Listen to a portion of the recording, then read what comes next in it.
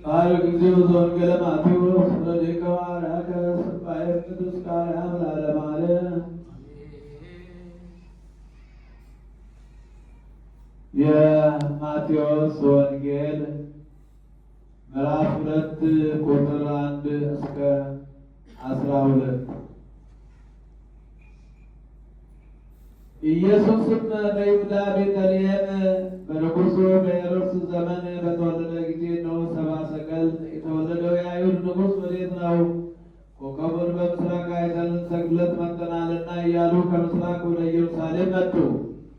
ንጉሡ ሄሮድስም ሰምቶ ደነገጠ።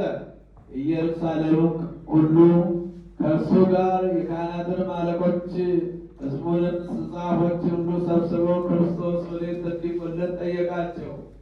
እነሱም አንቺ ቤተልሔም የይሁዳ ምድር ከይሁዳ ገዢዎች ከቶ አታንሽም፣ ሕዝቤን እስራኤልን የሚጠብቅ መስፍን ካንቺ ይወጣልና ተብሎ በነቢይ እንዲህ ተጽፏልና በይሁዳ ቤተልሔም አሉት።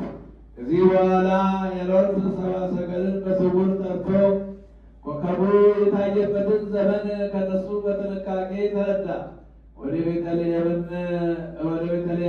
እነሱን ሰዶ ሂዱ፣ ስለ ሕፃኑ በጥንቃቄ መርምሩ፣ ባገኛችሁትን ጊዜ እኔ ደግሞ መጥቼ እንድሰግድለት ንገሩኝ አላቸው።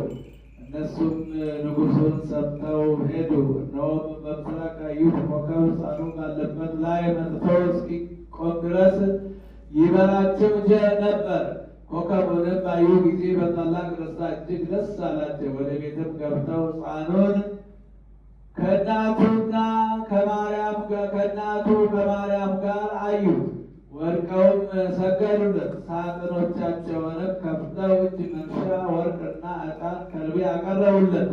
ወደ ሄሮድስም እንዳይመለሱ በሕልም ተረድተው በሌላ መንገድ ወደ አገራቸው ይሄዱ። ሰማይና ምድር ያልፋል፣ ቃሌ አያልፍም ያለ ጌታ ለደቀ መዛሙርቱ